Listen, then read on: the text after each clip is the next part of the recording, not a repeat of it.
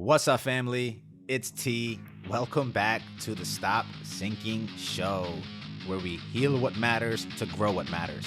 We're here to go from struggle to flow in our life, business, and relationships.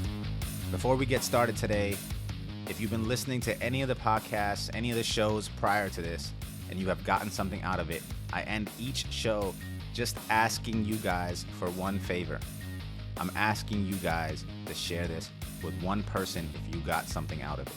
That is my only goal with this podcast, is to reach people with the problems that I have had, the problems that I see, the things that I have experienced, the experiences that I have gained from.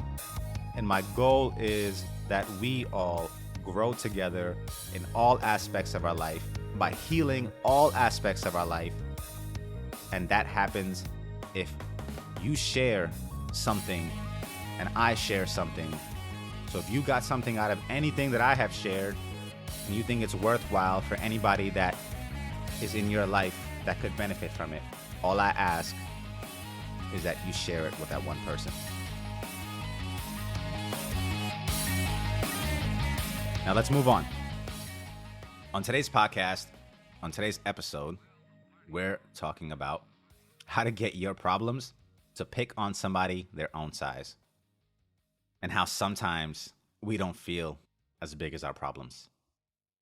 Sometimes we feel outmatched. Sometimes we feel outmatched by them, overwhelmed and underweighted by them. And how can we start punching above our weight class to our problems? And today we're going to talk about how all you need to work out is your trust muscle, your faith muscle, your belief muscle. Just enough to help you look past the pain, look past and through the discomfort, and imagine the other side. And when I say that, admittedly, it is one of my coping mechanisms. And the way I go about it and what I'm proposing is to look past the pain. Look at yourself as the person who has already been through the thing ahead of you that you are dreading. There is this relief that you gain, the strength from imagining you already having gone through the thing that you are dreading ahead of you. And it gives you this assurance that the road ahead is one that you will definitely see through, and that you actually envision yourself through it on the other side, and soon it will be behind you. Soon that dreaded transition, that 5 weeks of treatment, that anything that you are really overwhelmed by in this current moment, soon it will be behind you. And I'm asking you to imagine yourself as the person who has already gone through that. Because that person is already inside of you. But while you are sitting there thinking about all the things ahead of you, you don't have access to that energy that person that has already gone through it and can look behind at this experience. When I'm sitting down, the sitting down me can never have the power of the person who is standing up. The same me who is standing up has different energy than the me that is sitting down, has different capacity than the one who is sitting down.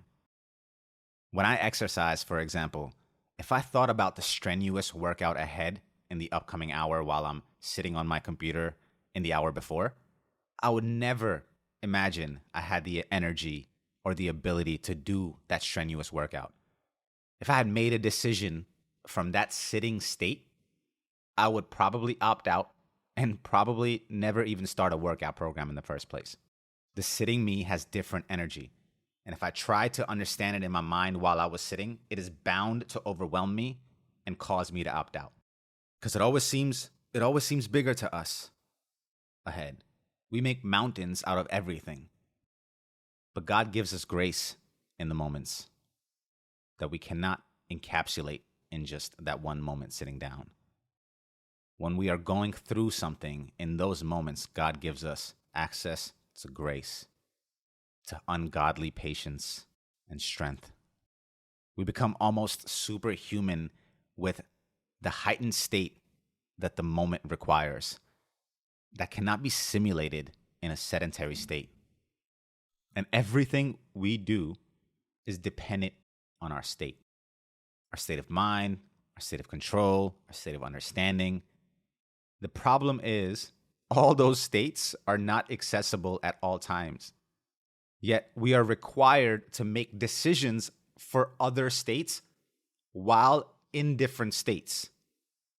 And those are bound to be inaccurate and bound to be disconnected from what perspective the other state would provide. You literally cannot see it. So you have to believe it, even when you cannot see it. And if you only believe what you can see, you lack faith, and that limits everything. You are required to stretch yourself past what you can consciously comprehend, or your life will be limited by your personality and your mortality. The experience, the grace, and potential of God in human form, to experience it, to experience his potential in human form, you must be willing to play in his backyard. That is faith. You must be willing to walk into the dark, knowing you will be okay anyway. That you will be carried through the chaos.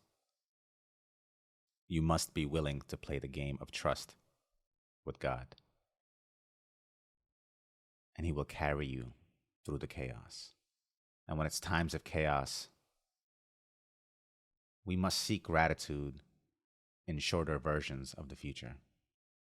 And when the future is uncertain, sometimes that means seeking gratitude in the days and the hours and the minutes. But to size up your problems, to feel as big as them, picture yourself as a person who has already accomplished or bared that pain and is already wiser and tougher on the other side. Empower yourself by that, by the temporary nature of everything. The fleeting pain that you are experiencing will surely subside, and it will soon be behind you. It does you no good. It is unproductive to think and sit and vividly imagine the agony in all the upcoming days in detail. It robs you of energy.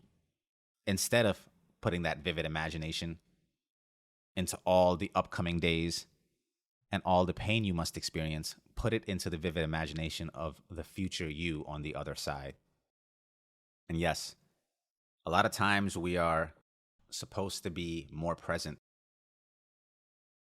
But sometimes being present is required so you can extract every bit of sensation and lesson from that presence. And other times, it is better to curtail our present focus into imagining the future us, who is actually being forged by the present turmoil, and draw strength from that imagined forged self on the other side to make the present bearable, to make the present something that you know you can handle because you already see a you on the other side of it. Sometimes we are just supposed to be grateful for how the present is preparing us for the next. And that next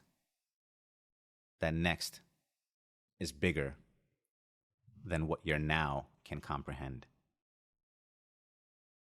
Your now lacks the imagination required. We are unaware of the upper limits to our potential, how high you can go. We haven't actually pushed ourselves enough to test or even try to see what we can actually handle.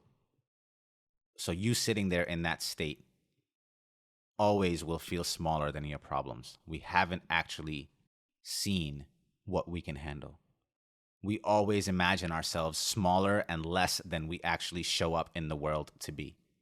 The person you think you are in your mind is a distorted version of all that you can summon when the situation calls for it.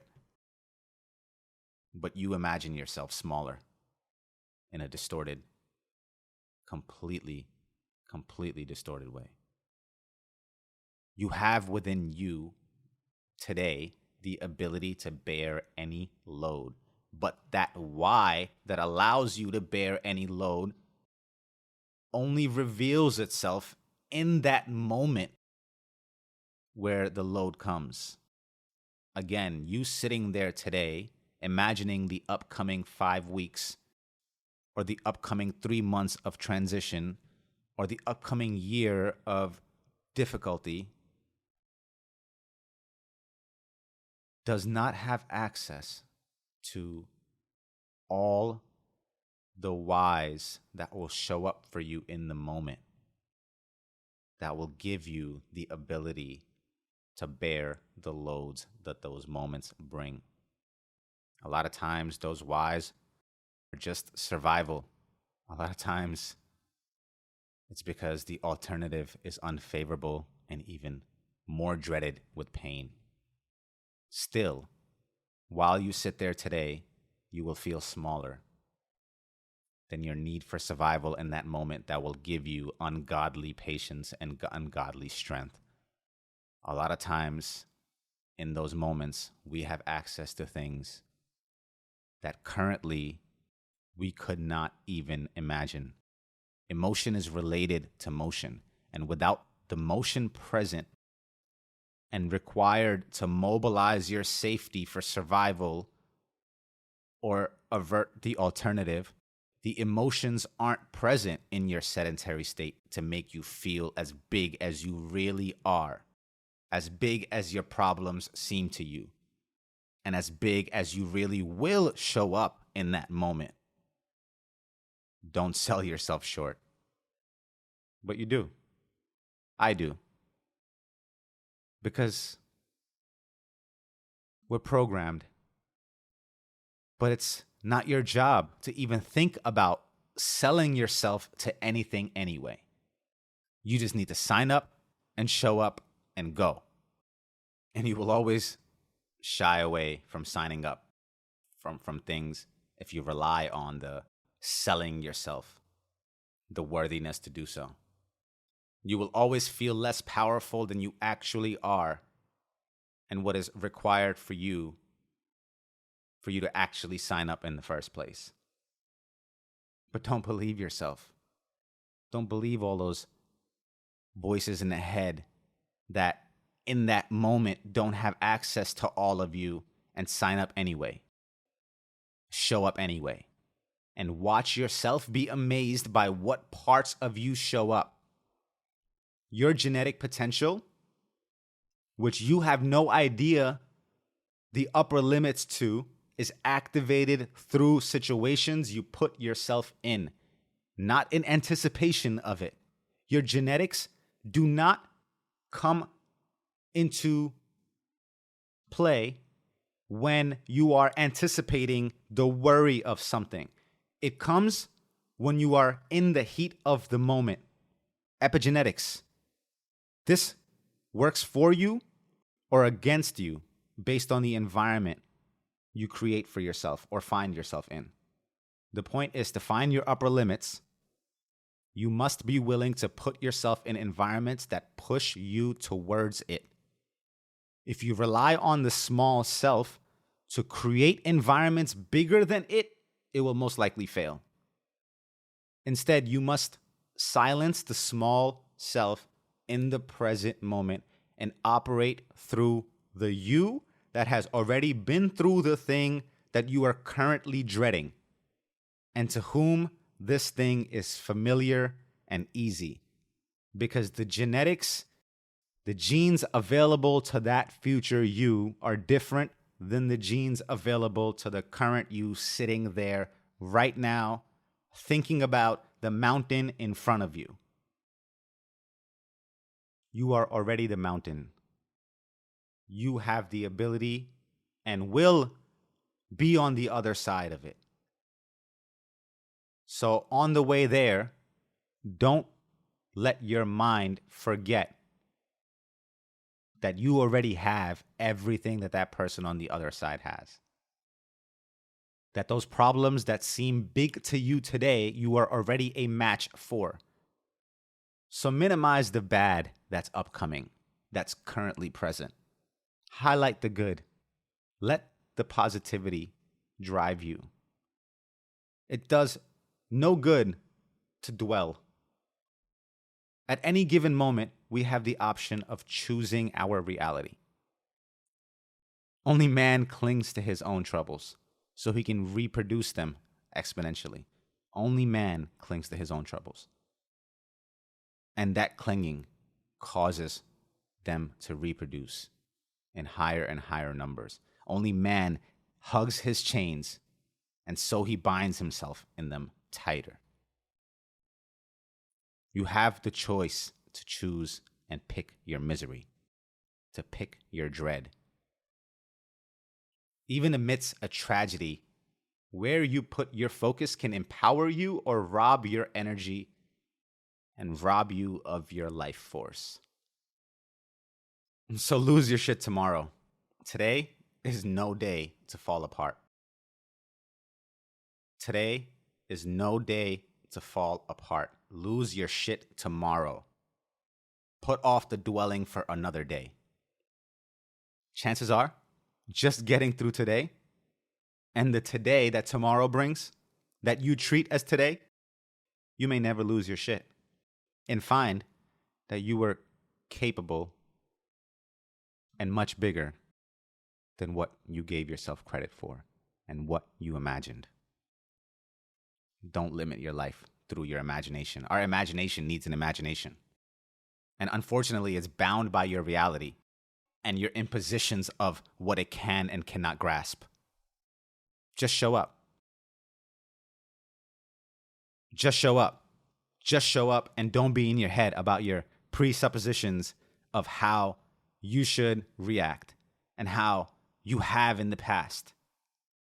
If you feel braver today when going through chaos, if you feel braver today, less emotional, and find this uncanny ability to cope with the chaos, and you find yourself in it stronger than you usually imagine yourself as, don't be surprised. And don't wait for the shoe to drop and come crashing your whole life down. You are experiencing the benefits of just showing up and the miracles that work when you do. The miracles that are inside of you that manage the pain, the hurt, the agony. You are the sky. Everything else is just the weather. You are everything, my friends. Everything you ever wished to be. And a complete match for all of your problems. Everything you wish to be is already you. You are already built with the Constitution to not just handle, but float over any discomfort, pain, worry. You just don't know it. You just have to trust it and lean in like a game of trust. Fall, and God got you. I love you guys. I'll see you on the other side. Well, the party is the party.